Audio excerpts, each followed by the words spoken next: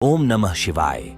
भगवान शिव के प्रिय भक्तों, आप सबका स्वागत है शिव पुराण के 76वें भाग में। आज आप श्रवण करेंगे शिव पुराण की श्री रुद्र संहिता के पंचम खंड के 25वें, 26वें और 27वें अध्याय का। तो आइए भगवान शिव का ध्यान करते हुए शुरू करते हैं। 25वां अध्याय, देवताओं द्वारा शिव स्तुति। सनत कुमार जी बोले, हे महर्षि, इस प्रकार दैत्यराज जलंधर का देवाधिदेव भगवान शिव के हाथों से वध देखकर सब ओर प्रसन्नता छा गई। सभी देवताओं सहित ब्रह्मा जी और श्री हरि विष्णु भी हर्षित हुए। तब वे करुणानिधान भगवान शिव को धन्यवाद देने लगे और उनकी स्तुति करने लगे और बोले, हे करुणानिधान, हे कृपानिधान देवाधिदेव भगवान शिव, आप प्रकृति से परे हैं। भगवन, आप ही परम ब्रह्म परमेश्वर हैं। प्रभो, हम सब देवता आपके दास हैं और आपकी आज्ञा की पूर्ति करने हेतु कार्य करते हैं। हे देवेश, आप हम पर प्रसन्न हो।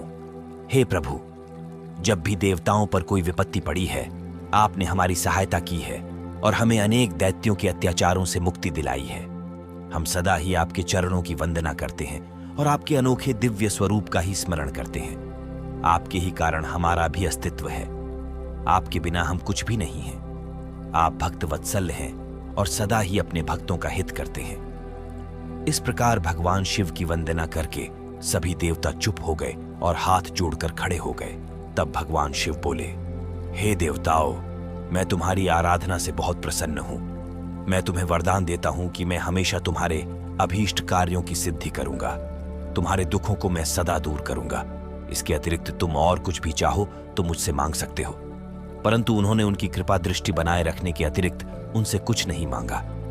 तब उन देवताओं को आवश्यकता पड़ने पर उनकी मदद करने का आश्वासन देकर देवाधिदेव भगवान शिव वहां से अंतर्धान हो गए। इस प्रकार जब त्रिलोकीनाथ भक्त वत्सल शिव ने देवताओं को उनकी सहायता का आश्वासन दिया तो सभी देवता हर्ष से फूले नहीं समाये और भगवान शिव की महिमा का गुणगान और जय जयकार करते हुए प्रसन्नतापूर्वक अपने अपने धाम को वापस चले गए।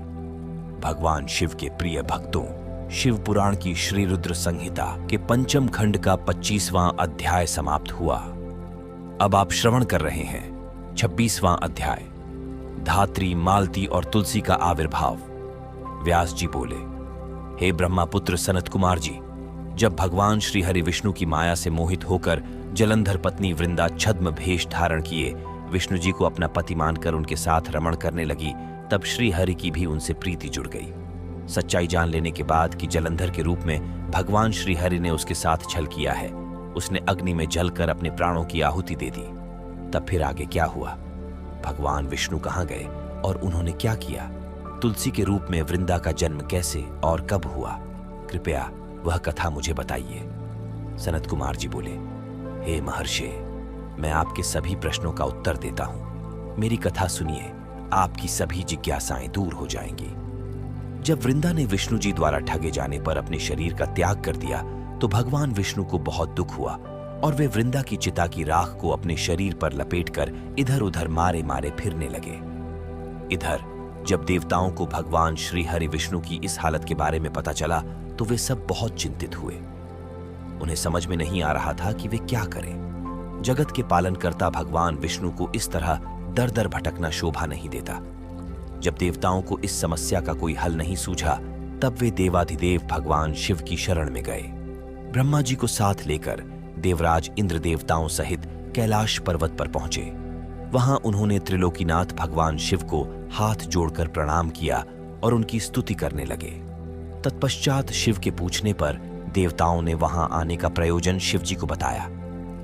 देवताओं ने कहा, हे देवाधिदेव करुणानिधान भक्तवत्सल शिव, आप तो सर्वेश्वर हैं, सर्वज्ञाता हैं। इस संसार की कोई बात आपसे छिपी नहीं है।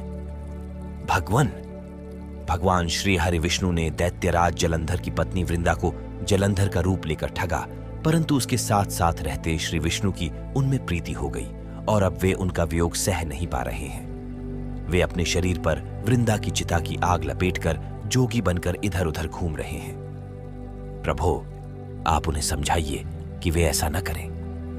भगवन, ये जगत आपके अधीन है और आपको ही इस समय उनकी मदद करनी है ताकि वे पहले की भांति होकर अपने कार्यों को पूरा करें।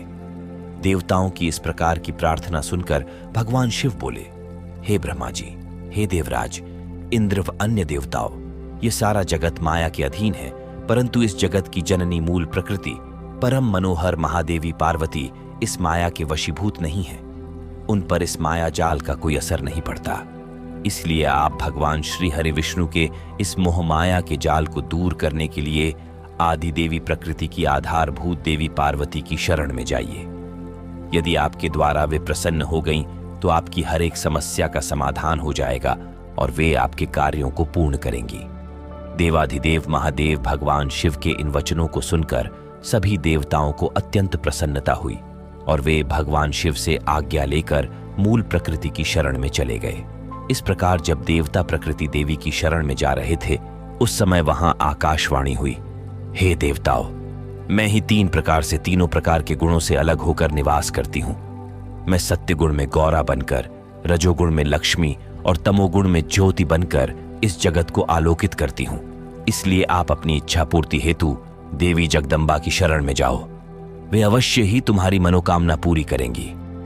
यह आकाशवाणी सुनते ही सभी देवता गौरी, लक्ष्मी और सरस्वती को हाथ जोड़कर प्रणाम करने लगे और मन में उनका वंदन और स्तुति करने लगे। इस प्रकार जब देवताओं ने शुद्ध हृदय से तीनों देवियों का स्मरण किया, तब वे तीनों देवियां वहां प्रकट हो गईं। देवियों को साक्षात अपने सामने पाकर देवता बहुत हर्षित हुए और गौरी, लक्ष्मी और सरस्वती की वंदना और पूजन अर्चन करने लगे। तब तीनों देवियों ने मुस्कुराकर कहा, हे देवताओं, हम तीनों देवियां तुम्हारी स्तुति से बहुत प्रसन्न हैं। तुम जो कुछ चाहते हो हमें बताओ, हम तुम्हारी मनोकामना अवश्य पूर्ण करेंगी। देवियों के इस कथन को सुनकर देवताओं का प्रतिनिधित्व करते हुए देवराज इंद्र ने भगवान श्री हरि विष्णु के बारे में सब कुछ गौरी, लक्ष्मी और सरस्वती देवी को बता दिया। तब उन्होंने कुछ बीज देवताओं को दिए और कहा कि ये बीज ले जाकर तुम देवी वृंदा की चिता की राख में बो दो। ऐसा करने से तुम्हारे अभीष्ट कार्यों की सिद्धि होगी। उन बीजों को लेकर देवताओं ने तीनों देवियों का धन्यवाद व्यक्त किया। तब देवियां वहां से अंतर्धान हो गईं। तत्पश्चात ब्रह्मा जी सहित सभी देवता उस स्थान पर पहुंचे जहां देवी वृंदा ने अपने प्राणों की आहुति अग्नि में दी थी। वहां पहुंचकर उन्होंने देवी द्वारा दिए गए उन बीजों को वृंदा की चिता की राख में डाल दिया। तब उन बीजों में से कुछ दिन पश्चात धात्री, मालती और तुलसी नामक वनस्पतियां पैदा हुईं। देवी सरस्वती द्वारा दिए गए बीजों से धात्री, देवी महालक्ष्मी के बीजों से मालती और देवी गौरी के बीजों से तुलसी का आविर्भाव हुआ। जैसे ही धात्री, मालती और तुलसी नामक ये स्त्री रूपी वनस्पतियां उत्पन्न हुईं और भगवान श्री हरि विष्णु उन्हें देखा तो उन पर से माया का पर्दा हट गया और वे पहले की भांति हो गए। वे उन वनस्पतियों पर अपनी कृपा दृष्टि रखने लगे और तभी से धात्री, मालती और तुलसी नामक इन वनस्पतियों को भी विष्णु जी से विशेष अनुराग हो गया। तब भगवान श्री हरि विष्णु पुनः बैकुंठ लोक को चले गए। भगवान शिव के प्रिय भक्तों, शिव पुराण की श्री रुद्र संहिता के 5वें खंड का 26वां अध्याय समाप्त हुआ। अब आप श्रवण कर रहे हैं 27वां अध्याय, शंखचूर्ण की उत्पत्ति। सनत कुमार जी बोले, हे महामुने, शंखचूर्ण नाम का एक दैत्य था जिसका वध भगवान शिव ने स्वयं अपने हाथों से त्रिशूल मारकर किया था। अब मैं आपको उस शंखचूर्ण नामक दैत्य के विषय में बताता हूं। हे मुने, आप ये जानते ही हैं कि विधाता के पुत्र मरीचि हुए हैं और उनके पुत्र महर्षि कश्यप हुए। मरीचि के पुत्र कश्यप मुनि बहुत ही धार्मिक प्रवृत्ति के संत थे। बूढ़ी डीढ़े ही धर्मात्मा थे और इस सृष्टि की रचना करने वाले ब्रह्मा जी की हर आज्ञा को शिरोधार्य मानकर उसका पालन किया करते थे। प्रजापति दक्ष ने उनके व्यवहार और गुणों से प्रसन्न होकर अपनी 13 कन्याओं का विवाह महर्षि कश्यप से कर दिया था। इन्हीं की संतानों से यह पूरा संसार भर गया। कश्यप मुनि की 13 पत्नियों में से एक पत्नी का नाम दनु था। दनु रूपवती, गुणवती होने के साथ साथ परम सौभाग्यवती थी। वह एक अत्यंत शांत साध्वी भी थी। उन्हीं दनु के अनेकों पुत्र हुए। उनका विप्रचित नाम का पुत्र बहुत ही बलशाली और पराक्रमी था। उसका भी दंभ नाम का एक पुत्र हुआ। दंभ भी अपने पिता की तरह धार्मिक विचारों को मानने वाला था। दंभ भगवान विष्णु का अनन्य भक्त था। इतना धार्मिक होने के पश्चात भी उसके कोई संतान नहीं हुई। तब वह बड़ा निराश हो गया और उसने शुक्राचार्य को अपना गुरु बनाया। उसने उनसे कृष्ण मंत्र ग्रहण किया। तत्पश्चात दंभ पुष्कर नामक तीर्थ में चला गया और वहां 1,00,000 वर्ष तक कठोर तपस्या करता रहा। उसकी इस कठोर तपस्या को देखकर सभी देवता ब्रह्मा जी को अपने साथ लेकर भगवान विष्णु के पास गए। भगवान विष्णु के पास पहुंचकर सभी देवताओं ने उन्हें आदरपूर्वक प्रणाम किया और दंभ के भीषण तप के बारे में भी बताया। तब सारी बातें जानकर भगवान श्रीहरि बोले, हे देवताओं, मैं जानता हूं कि दंभ मेरा अनन्य भक्त है। वह अपने मन में पुत्र प्राप्ति की कामना लेकर पिछले 1,00,000 वर्षों से मेरी कठोर तपस्या कर रहा है। मैं अवश्य ही अपने प्रिय भक्त दंभ की इच्छा पूर्ति करूंगा। आप निश्चिंत होकर अपने स्थान पर चले जाइए। भगवान श्री हरि के इन वचनों को सुनकर ब्रह्मा जी और देवराज इंद्र तथा सभी देवता उन्हें प्रणाम करके अपने अपने लोकों को चले गए। तब भगवान विष्णु भी अपने भक्त दंभ को उसकी तपस्या का फल देने के लिए पुष्कर गए। वहां उन्हें अपने सामने पाकर दंभ बहुत प्रसन्न हुआ और उनके चरणों में लेटकर उन्हें प्रणाम कर उनकी स्तुति करने लगा।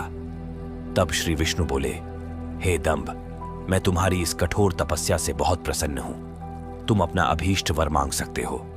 आज मैं तुम्हारी हर मनोकामना पूर्ण करूंगा।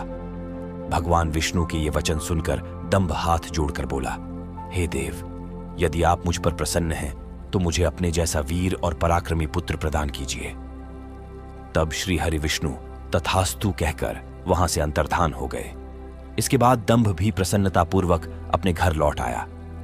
कुछ समय पश्चात दंभ की पत्नी गर्भवती हुई। तब दंभ के घर में एक अलौकिक तेज विद्यमान था। समय आने पर दंभ की पत्नी के गर्भ से एक पुत्र का जन्म हुआ। मुनियों ने उसका नामकरण संस्कार करके उसका नाम शंखचूड़ रखा। भगवान शिव के प्रिय भक्तों, शिव पुराण कथा की श्री रुद्र संहिता के 5वें खंड का 27वां अध्याय समाप्त हुआ। इसके आगे का वृतांत आप अगले भाग 77 में 28वें अध्याय में श्रवण करेंगे। अगर आपने इससे पहले के अध्याय श्रवण नहीं किए हैं तो आप धर्म भाव चैनल पर जाकर संपूर्ण शिव पुराण का श्रवण कर सकते हैं। वीडियो पसंद आई हो तो लाइक जरूर करें और अगर आपने चैनल को सब्सक्राइब नहीं किया हो तो चैनल को सब्सक्राइब कर बेल आइकन दबाना ना भूलें। हर हर महादेव।